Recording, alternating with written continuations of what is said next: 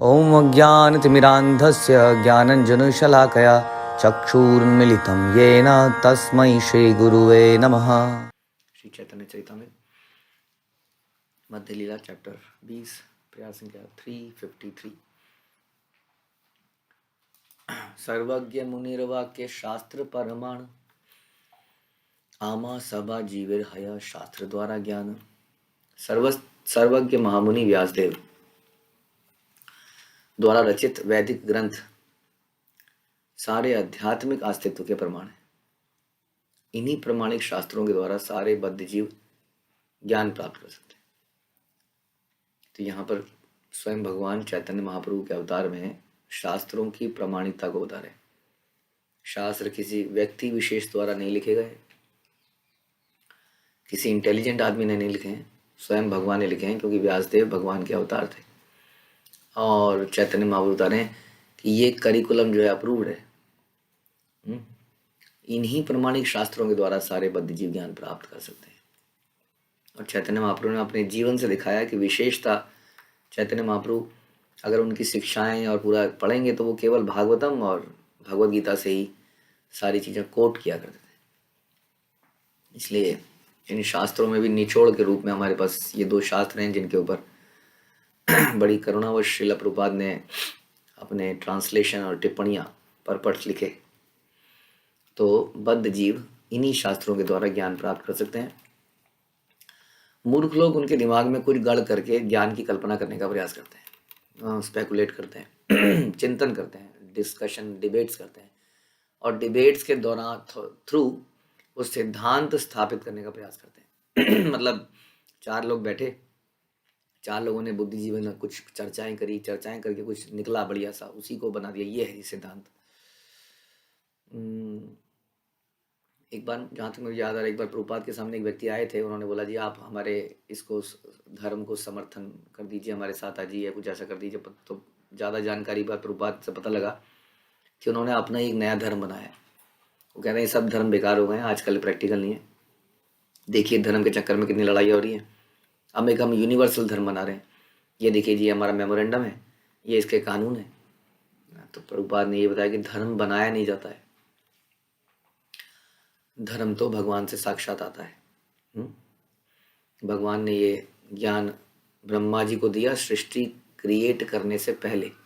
ऐसा नहीं है over a period of time ये धर्म जो है डेवलप हुआ है, परिपक्व हुआ है कि नहीं। ऐसे कंपनी की पॉलिसीज धीरे धीरे परिपक्व होती हैं, है ना। लेकिन धर्म ऐसा नहीं है, धर्म तो पहले से होना चाहिए ना, तभी सृष्टि की रचना करी धर्म के लिए गई थी, ताकि जीवात्मा यहाँ से निकल सकें। तो धर्म तो पहले से विद्यमान होना चाहिए, क्योंकि धर्म तो इस सृष्टि का पर्पस ही है। हाँ, इसलिए पहले से विद्यमान है एज इट इज, उसमें रचना करने की आवश्यकता नहीं है। धर्म के नाम पे जो झगड़े हो रहे हैं वो तो इस कारण से हो रहे हैं कि हम धर्म को समझ नहीं पा रहे हैं। ये चक्कर है। ज्ञान तो शब्द प्रमाण होता है, वैदिक साहित्य से प्राप्त प्रमाण होता है। श्रील व्यासदेव महामुनि कहलाते हैं। वो वेद व्यास भी कहलाते हैं, क्योंकि उन्होंने अनेक शास्त्रों की रचना की। उन्होंने वेदों के 4 विभाग किए, साम ऋग यजुर और अथर्व। उन्होंने वेदों का विस्तार 18 पुराणों में किया, और वैदिक ज्ञान का सार वेदांत सूत्र में दिया। उन्होंने महाभारत की भी रचना करी, जिसे पंचम वेद भी कहा जाता है। महाभारत क्या है? पंचम वेद। हाँ, महाभारत में ही भगवद गीता भी निहित है, इसलिए भगवद गीता भी वैदिक ग्रंथ है। कुछ वैदिक ग्रंथ श्रुति कहलाते हैं और कुछ वैदिक ग्रंथ स्मृतियां कहलाते हैं। तो रूप गोस्वामी ने भक्ति रसामृत सिंधु में ये बताया कि श्रुति स्मृति पुराण आदि पंचरात्रि विधि विना एकांत की हरीर भक्तिर उत्पादेव कल्पते। कि जो व्यक्ति श्रुति स्मृति पुराणों के निर्देश के अनुसार जीवन नहीं जीता और अपने मन से भक्ति करता है, सो कॉल्ड आध्यात्मिकता दिखाता है, वो केवल समाज में एक भूकंप लेके आता है, समाज को विचलित करता है, पद भ्रमित करता है। इसलिए कोई भी व्यक्ति जो शास्त्रों के अनुसार भक्ति नहीं कर रहा, उसको भ्रमित करने वाला बताया गया है। ध्यान रखिए, क्योंकि लोगों को रोकने वाला ना कोई राजा है ना सरकार, इसलिए आध्यात्मिक ज्ञान के मामले में समाज में विषम स्थिति उत्पन्न हो चुकी है। क्योंकि एक ऐसा कल्चर है आज के डेट में, फ्रीडम का कल्चर, और इसको बड़ा बढ़िया माना जाता है। मुझे याद है अमेरिका की रचना ही इसी आधार पे हुई थी बहुत, जब America United States of America भी बना था कि it's freedom to think, freedom to follow anything. तो फ्रीडम उसको दी जानी चाहिए जो बिल्कुल आध्यात्मिक रूप से उन्नत है, जिसका, है ना, जिसके अंदर भौतिक इच्छाएं समाप्त हो चुकी हैं। अदरवाइज क्या होगा फ्रीडम में? फ्रीडम में वही होगा जैसे जानवर साम्राज्य में फ्रीडम है कुछ भी करने की, है ना, तो उसके हिसाब से वो फिर इंद्रिय तृप्ति अपने हिसाब से करते हैं। तो इस फ्रीडम के कारण क्या होता है कि हर कोई हर चीज़ के अपने अपने नियम कानून प्रेफरेंसेस बना लेता है और बोलता है it's my life, it's my life. आप मेरे लाइफ में बीच में घुसने की जरूरत ना करें तो अच्छा है, मेरा अपना जीवन है, आपका अपना जीवन है। हम्म? इसलिए ऐसा समाज बन चुका है जहाँ सबका अपना अपना जीवन है। बहुत बड़ी बिल्डिंग होती है, उसमें फ्लैट होते हैं, इस फ्लैट को पता नहीं होता कि पड़ोस के फ्लैट में चल क्या रहा है। वो कहता है तुम्हें क्या ज़रूरत है मेरी ज़िंदगी में पोक करने की, घुसने की, हम्म? क्योंकि मेरे अपनी प्रेफरेंसेस हैं। हाँ, तो इस प्रकार ना तो कोई रोकने वाला कोई नहीं है, मतलब राजा सरकार आध्यात्मिक गुरु कोई भी नहीं है। तो समाज में विषम स्थिति पैदा हो चुकी है। कोई व्यक्ति किसी तीर्थ स्थान में जाता है, उसे कोई देवता विशेष बड़ा अच्छा लगता है, किसी के बारे में कहीं से पढ़ लेता है, किसी के बारे में कहीं से सुन लेता है, वो उसी पद्धति को अपना लेता है। यानी कि इतनी फ्रीडम है कि आध्यात्मिकता भी टोटली फ्री हो चुकी है। कोई किसी भी रास्ते में कैसे भी जाए, कोई सिस्टमेटिक एजुकेशन का कोई सिस्टम नहीं रहा आध्यात्मिक, जहाँ तक सवाल है। हम्म? इस विषम स्थिति का लाभ उठाते हुए अनेक धूर्त प्रकट हो गए। कई जो कि प्रमाणिक गुरु नहीं होना चाहिए तो गुरु बन गए, कईयों ने अपने आप को मौका लगते ही भगवान घोषित कर दिया। क्योंकि ऐसे लोग तो ढूंढ ही रहे हैं, तो फ्रीडम है ना, लोगों को फ्रीडम है किसी को भी अपना मानने की, ईस्ट मानने की। फलस्वरूप सारे लोग पापमय कार्यों में यथा अवैध संबंध में लग गए, नशा जुआ खेलना मांसाहार में लग गए। आप जानते ही हैं तो लाइव घटना को कि कैसे जब प्रभुपाद वहाँ पे गए विदेश में तो विदेश उन लोगों का ऐसा मत था हिप्पियों का कि नशा किए बिना भगवान को प्राप्त ही नहीं कर सकते। ऐसे कई गुरुओं ने या किसी ने उनके दिमाग में ये बात डाल दी थी कि नशा करके ही भगवान, कुछ मतलब spiritual something beyond this world यदि ये प्राप्त करना है तो बियॉन्ड दिस वर्ल्ड जाना पड़ेगा ना। इस होश में कैसे जाओगे? जब वो नशा करते थे तो लगता था कि मैं किसी और संसार में हूँ। तो ऐसे ऐसे रास्ते लोग अपना लेते हैं, सीरियसली अपना लेते हैं। तो ऐसे लोग करने लगे अवैध संबंध। हाँ, लोगों ने ऐसा करेक्शन बना दिया कि जो अवैध संबंध है ये तो आध्यात्मिक जगत में चलता आ रहा है, स्त्री पुरुष का संबंध, क्यों ना इसको यहाँ भी बनाया जाए। तो लोगों ने धार्मिकता के नाम पे अवैध संबंध बनाने शुरू कर दिए। लोगों ने बोला ये कृष्ण भी तो ऐसे ही करते हैं, तो यही है भक्ति, मतलब ये। ऐसे पता नहीं कितने पंथ बनते चले गए। ऐसे अनेक पापियों में से अनेक तथाकथित ईश्वर के अवतार प्रकट हो रहे हैं। यह अत्यंत शोचनीय स्थिति है, विशेषतया भारत में। अवतार नाही कहे आमी अवतार, मुनि सब जानी करे लक्षण विचार। ईश्वर का वास्तविक अवतार यह कभी नहीं कहता कि मैं ईश्वर हूँ या मैं ईश्वर का अवतार हूँ। महामुनि व्यासदेव ने सब जानते हुए पहले से शास्त्रों में अवतारों के लक्षण अंकित कर दिए। व्यासदेव ने सारे अवतारों के जन्म का समय, उनके माता पिता का नाम, उनके कलर, कम्प्लेक्शन, क्या एक्टिविटीज़ हैं, सब लिख दिया, ताकि कई को फ्यूचर में कोई अगर बोले कि मैं भगवान हूँ तो कोई बोले दिया ऐसा शास्त्र में तो नहीं लिखा है। तो इस तरह से वेद व्यास ने कोई एम्बिग्यूटी, कोई शंका ना रहे, इसलिए सब कुछ पहले से लिख के दिया है, वहीं से पता लगाना चाहिए। यस्यावतार ज्ञायन्ते शारीरीषु अशरीरिणी तै तै अतुल्य अतिशय वीर्ये देहेषु असंगते। भगवान का शरीर भौतिक नहीं होता, हार्ड मांस ब्लड इसका नहीं बना होता, फिर भी अपने दिव्य शरीर में अवतार के रूप में मनुष्यों के बीच में आते हैं, हमारे बीच में आते हैं और हम उन्हें समझ नहीं पाते। अजानंती माम मूढ़ा मानुषिम तन्माश्रितम, हम उसको मनुष्य समझ लेते हैं और हमें लगता है ये भगवान कैसे हो सकते हैं, इनके तो हमारे जैसे हाथ पैर हैं। हमारे उनके जैसे हाथ पैर हैं वास्तव में। अतः यह समझना अत्यंत कठिन है कि कौन अवतार है। वे कुछ तो अपने अद्वितीय शौर्य से तथा कुछ उन असाधारण कार्यों से जो देहधारी जीवों के लिए असंभव है जाने जाते हैं। यानी कि भगवान ऑल्दो मनुष्य के रूप में आते हैं, लेकिन कुछ कुछ काम ऐसे कर ही जाते हैं जो कि अमानवीय हैं। जैसे कि राजा राम ने किया, भगवान कृष्ण ने किया, जो भी आते हैं कुछ ना कुछ ऐसा काम कर ही देते हैं। स्वयं चैतन्य महाप्रभु ने ऐसे कितने असंभव कार्य करके दिखाए। तो उससे ही पता चलता है कि पूर्ण पुरुषोत्तम भगवान है, प्लस उनके रेफरेंसेस जो शास्त्रों में दिए गए हैं उसके अनुसार। स्वरूप लक्षण आर तटस्थ लक्षण, एई दुई लक्षणे वस्तु जाने मुनिगण। बड़े बड़े मुनि किसी वस्तु को दो लक्षणों से जान पाते हैं, स्वरूप लक्षण तथा तटस्थ लक्षण। आकृति प्रकृति स्वरूप, स्वरूप लक्षण, कार्य द्वारा ज्ञान यही तटस्थ लक्षण। आकृति यानी कि शारीरिक लक्षण, इसमें कलर कॉम्प्लेक्शन आ गया, हाइट आ गई। जैसे हम कहते हैं चैतन्य महाप्रभु बहुत लंबे थे, हाँ, मे बी 7-8 फुट के लंबे थे, और उनके हाथ जो है इतने लंबे थे कि घुटनों तक लटकते थे। उनका वक्ष स्थल चौड़ा था, हाँ, उनके बाल बहुत ही घुंघराले, बहुत ही सुंदर उनके बाल थे। हाँ, तो इस तरह से आकृतियाँ, हाँ, कैसा उनका रंग पीत रंग के थे, ऐसा शास्त्रों के अनुसार फिर मैच हो जाता है, हाँ ऐसा ही था। और फिर स्वभाव, प्रकृति और रूप, हाँ, ये तीनों तो हो गए निजी लक्षण।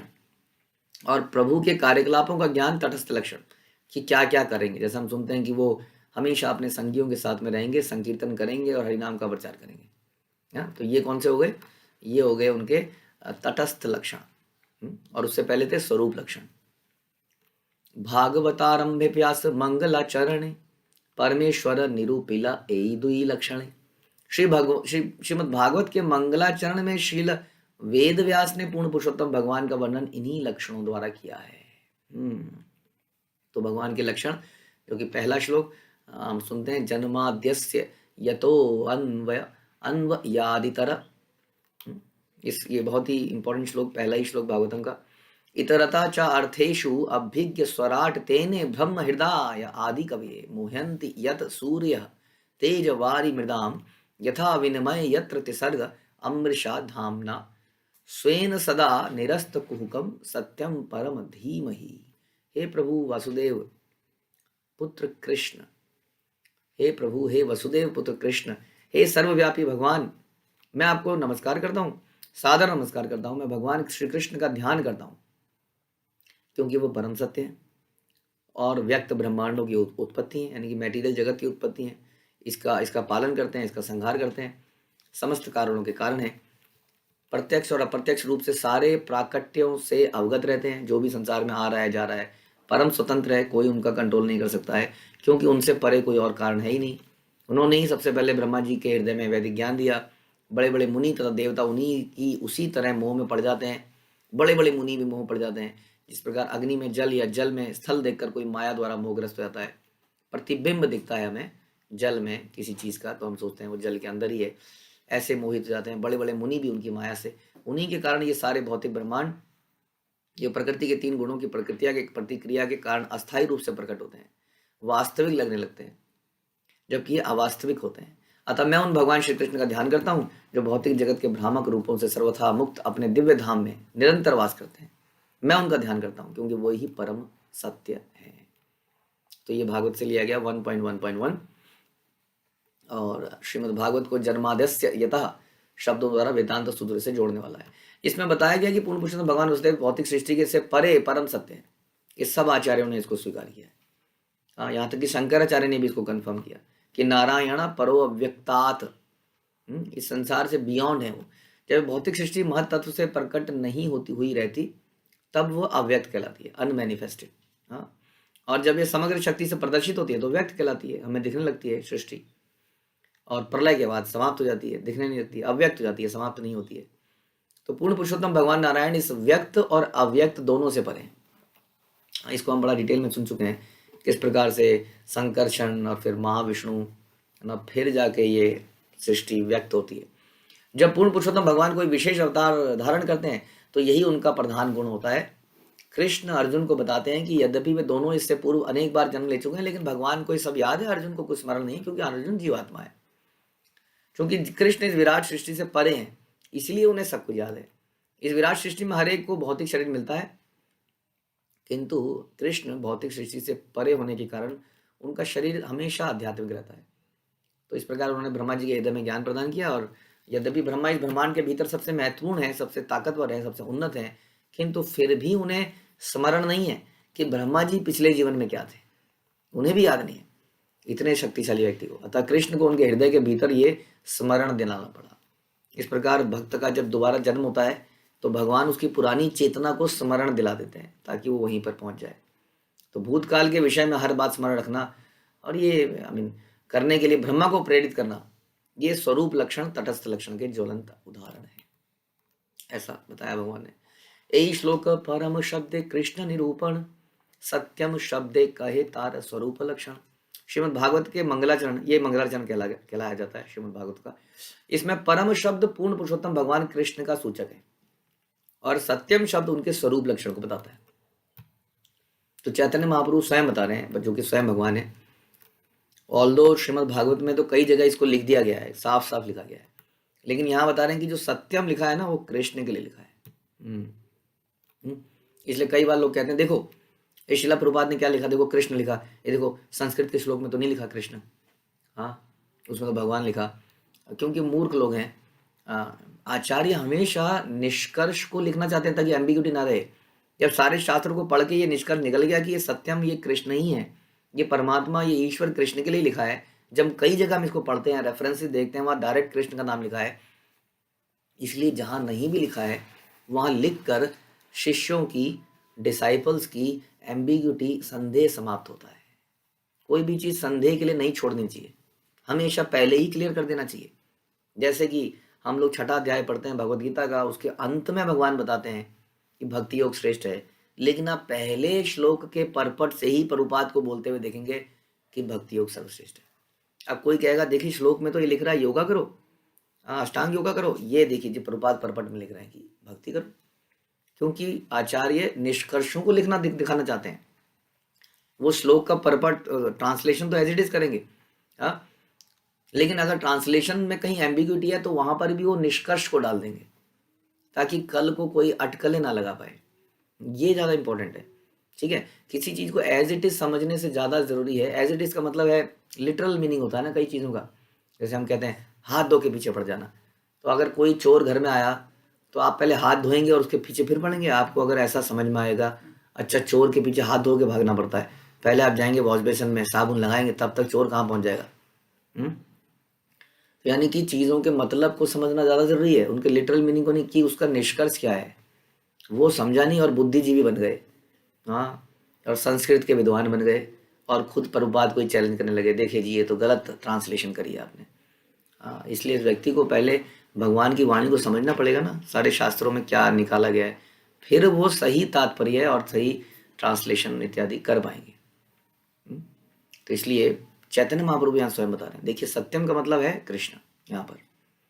तो विश्व सृष्टि आदि कैल वेद ब्रह्मा के पाड़ाइल, अथार अर्थाभिज्ञता स्वरूप शक्ति माया दूर कैल।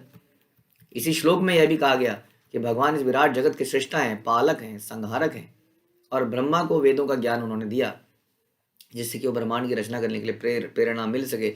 यह भी कहा गया है कि भगवान को पूर्ण प्रत्यक्ष तथा अप्रत्यक्ष दोनों ज्ञान है, वे भूत वर्तमान और भविष्य को जानने वाले हैं, उनकी निजी शक्ति माया से अलग है। यही सब कार्य तार तटस्थ लक्षण अन्य अवतारे एछे जाने मुनिगण। ये सारे कार्यकलाप ही उनकी तटस्थ लक्षण है। हाँ, तटस्थ लक्षण क्या होते हैं हमने सुना था, जो उनके कार्यकलाप होते हैं, और स्वरूप लक्षण है जो उनके बॉडीली फीचर्स हैं, रूप है, कम कलर है इत्यादि। तो ये सारे कार्यकलाप भगवान के तटस्थ लक्षण हैं। महान मुनि लोग स्वरूप तथा तटस्थ लक्षणों के संकेतों से ही पूर्ण पुरुषोत्तम भगवान के अवतारों को जान पाते हैं। हाँ, ऐसे जानना है भगवान को, कृष्ण के सारे अवतारों को इसी तरह समझना होगा। कैसे समझना होगा कि उनके शारीरिक लक्षण क्या हैं, उनके कार्यकलाप क्या हैं, शास्त्रों में उनका क्या रेफरेंस है, तब हम कह पाएंगे कि ये भगवान है।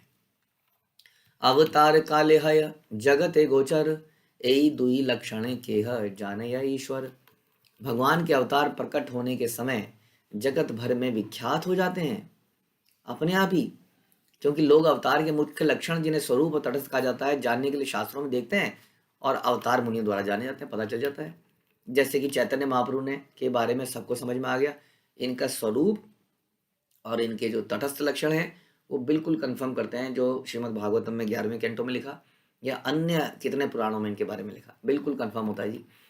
इनकी माँ का नाम अरे सची देवी तो है, हाँ, पिताजी का नाम भी जगन्नाथ मिश्र है, मायापुर में ही हुए हैं, संकीर्तन कर रहे हैं, शारीरिक लक्षण वैसे ही हैं, अद्भुत कार्य कर रहे हैं, किसी को छू रहे हैं तो वो हरी हरी करने लग जा रहा है, चारों तरफ संकीर्तन का आंदोलन छिड़ गया है।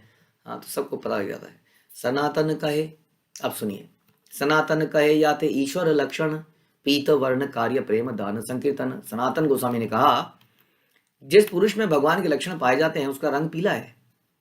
हाँ, अब रिपीट कर रहे हैं ना, कई बार हम किसी चीज़ को समझते हैं तो रिपीट करते हैं कि नहीं। ये रिपीट करना बड़ा अच्छा माना जाता है कम्युनिकेशन में। जैसे कि किसी कोई आपको सेवा मिली, आपने प्रभु जी वहाँ पे जाना है, आपको उस व्यक्ति से बात करनी है, उस व्यक्ति से सामान लेके आना है, उस व्यक्ति फिर ये करना है, फिर तो हम रिपीट करते हैं, अच्छा मेरे को ये करना है, ये करना है, हाँ हाँ ये करना है।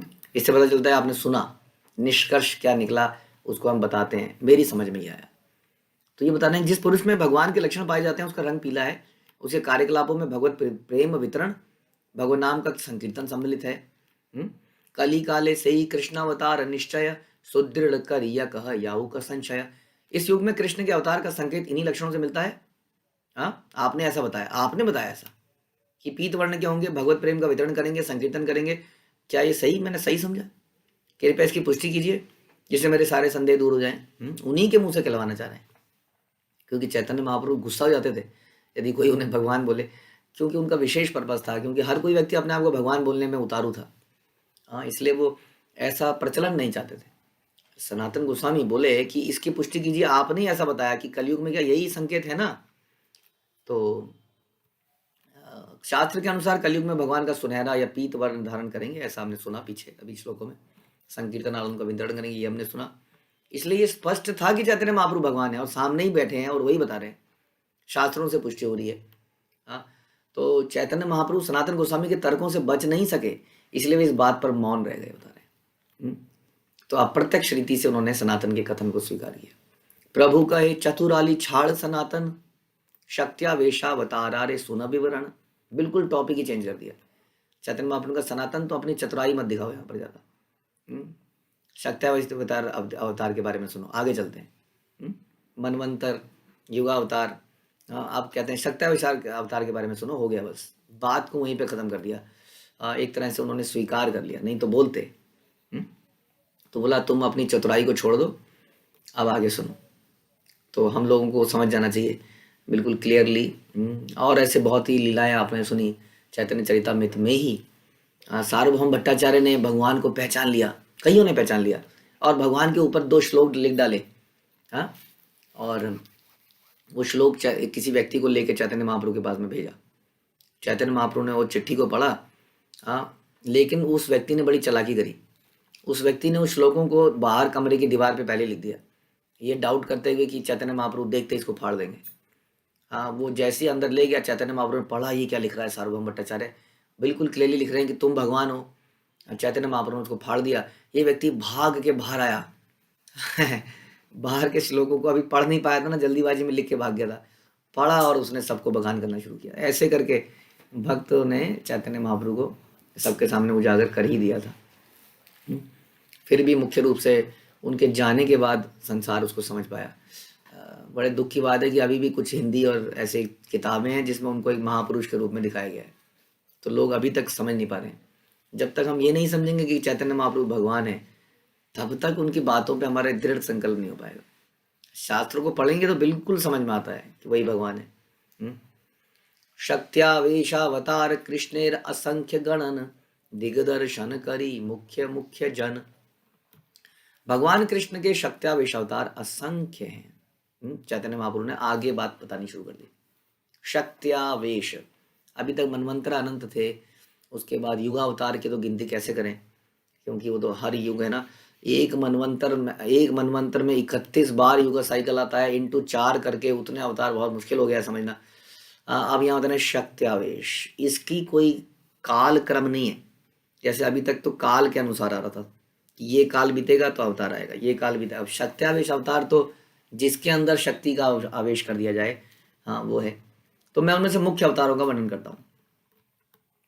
शक्त्यावेश दुई रूप, मुख्य गौण देखी, साक्षात शक्ति अवतार आभासे विभूति लिखी।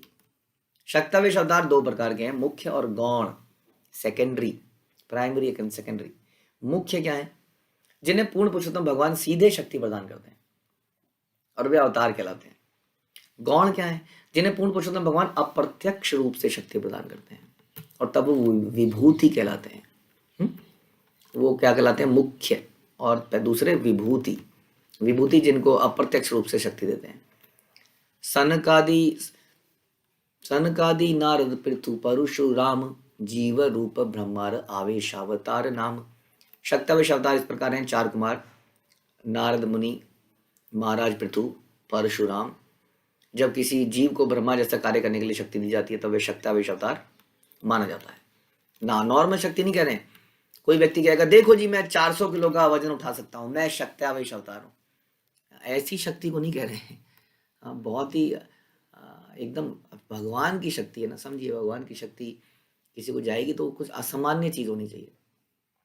तो इसलिए यहाँ पे कैसे कैसे अवतार है: नारद मुनि, 4 कुमार, पृथु, महाराज पृथु, परशुराम, ये शक्त्यावेश अवतार है, इनको माना जा रहा है। कवि और ब्रह्मा जी वैकुंठे शेष धरा धर ये अनंत, यही मुख्य वेशावतार विस्तारे नहीं अंत।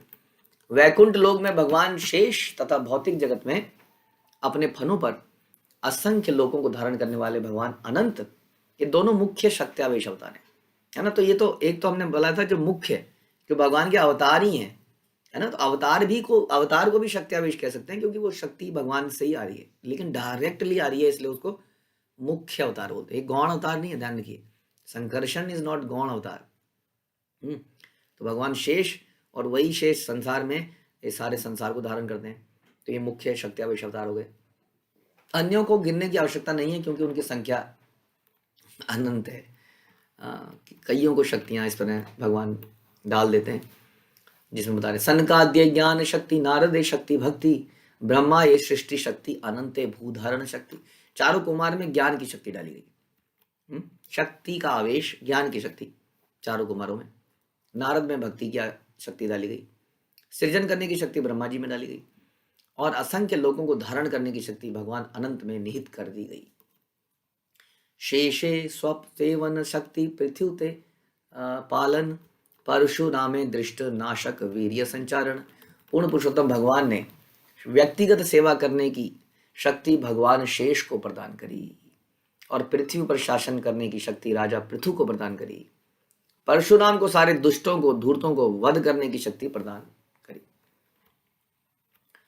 तो ये सारी शक्तियां अल्टीमेटली भगवान से ही आ रही हैं, ऐसा हम समझ रहे हैं, इसलिए इनको शक्त्यावेश अवतार बोलते हैं। लेकिन ये मुख्य अवतार कहलाए जा रहे हैं। ज्ञान शक्त्यादि कलया यत्राविष्टो जनार्दना, ता आवेश निगदन्ते जीवा एक देव महात्मा। जब जब भगवान अपनी विविध शक्तियों के अंश के रूप में विद्यमान रहते हैं तब वह जीव शक्त्यावेश अवतार कहलाता है। विविध शक्तियों के अंश के रूप में। तो ऐसा है। विभूति कही ये चेचे गीता एकादश जगत व्यापिला कृष्ण शक्त्याभासावेश। जैसा कि भगवद गीता के 11वें अध्याय में बताया गया कि कृष्ण ने सारे ब्रह्मांड में अपना विस्तार विभूति नामक अपनी विशिष्ट शक्तियों के माध्यम से अनेक पुरुषों में किया। यद यद्विभूतिमस्तत्त्वं श्रीमधुरजितमेव वा, तत्ते वेदावगच्छतं मम तेजो अंश संभवा। यह जान लो कि समस्त ऐश्वर्यशाली, सुंदर, यशस्वी, महिमायुक्त सृष्टियां मेरे तेज के स्फुलिंग मात्र से प्रकट होती हैं। यहाँ पर भी भगवद गीता में 10वें अध्याय में भगवान ये कन्फर्म कर रहे हैं कि जितनी भी चीज़ें आप देख रहे हो जो कि अलौकिक हैं और बहुत ही दिव्य लगती हैं, आप तुरंत मेरा याद करो कि ये दिस इज कृष्णा। इसलिए भगवान कई बार रेफरेंस देते हैं। पानी पियो तो सोचो जल, द टेस्ट ऑफ जल इज कृष्णा। सूर्य को देखो, अरे अद्भुत चीज़ है कृष्णा। चंद्रमा को देखो, लोग अद्भुत चीज़ है कृष्णा। पक्षियों में गरुड़ को देखो, क्या लोग, ये कृष्णा। इस प्रकार जब भी कोई ऐश्वर्यशाली, सुंदर, यशस्वी ऐसी वस्तुओं को देखो तो ये समझ लीजिए मेरी ही शक्ति से उत्पन्न है। ऐसा नहीं है वो अलौकिक चीज़ें, छोटी छोटी चीज़ें उन्हीं की शक्ति है, लेकिन हमें बड़ी चीज़ों से ज़्यादा भाव पैदा होता है। ये जितना सुंदर, दिस इज कृष्णा। अथवा बहुत नैतेन किम ज्ञातेन तवार्जुना, विष्टभ्याहिदम हमिदम कृष्ण में काशेन स्थितो जगत। किंतु हे अर्जुन, इस समस्त विस्तृत ज्ञान की क्या आवश्यकता है? हाँ, इतनी डिटेल में जाओगे तो समझ नहीं पाओगे मेरी शक्तियों को। मैं तो अपने छोटे से एक अंश से ही संसार को, ब्रह्मांड को में व्याप्त हूँ और इसको आश्रय देता हूँ। इसलिए बेटर है क्या करो, मेरी भक्ति करो, तभी समझ पाओगे। यही तक कहीं लू शक्त्यावेश अवतार, बाल्य पौगंड धर्मेरा सुनह विचार। इस तरह मैं विशेष रूप से शक्त्याविष्ट अवतारों का वर्णन कर चुका हूँ। अब तुम मुझसे कृष्ण के बाल्यकांड, पौगंड, युवावस्था के लक्षणों को सुनो।